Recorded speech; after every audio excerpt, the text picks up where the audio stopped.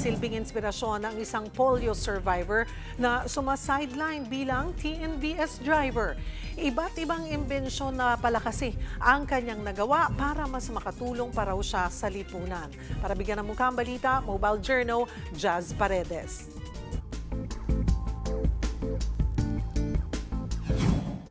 Pagkamalikhain at determinasyon, yan ang naging sandata ng nakilala nating architect/TNVS driver mula Cavite upang patuloy na makausad sa buhay.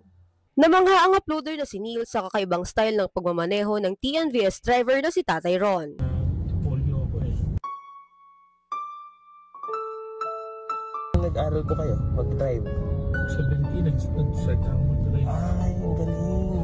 Para maabot ang foot pedal gamit ang kanyang kamay imbis na paa, isang lever extension ang kanyang ginawa. Bilang architect, siya na mismo ang nagdisenyo nito. May hole siya, yung existing pedal from the manufacturer. Kunyari ito yung pedal, ito ibobolt lang yan, no?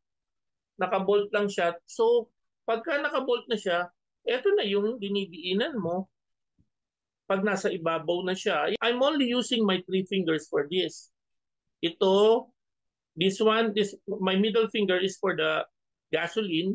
Tapos itong aking index tsaka itong aking thumb, yun yung ginagamit ko madalas sa preno. Sanggol pa lang ay nagkapolyo na si Tatay Ron at hindi na nakakalakad. Kaya paglaki ay nakakaisip siya ng mga imbensyon na makatutulong sa kanya upang makakilos. Isa sa kanyang mga disenyo, nagtawid daw sa kanya sa kolehiyo. Isang improvised wheelchair na kamay ang gamit sa pagpedal. Bukod sa dagdag kita, nag-e-enjoy si Tatay Ron sa pagmamaneho. After every hour, meron ka na naman ibang kausap eh.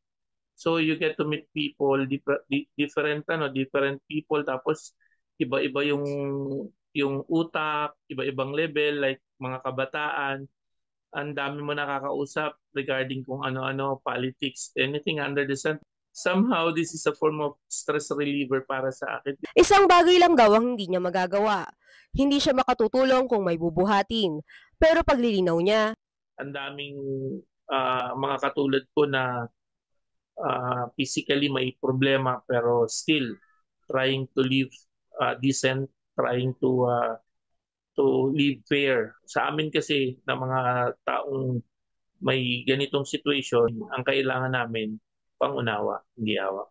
Mobile Journal, Jazz Paredes po, hatid ang muka ng balita.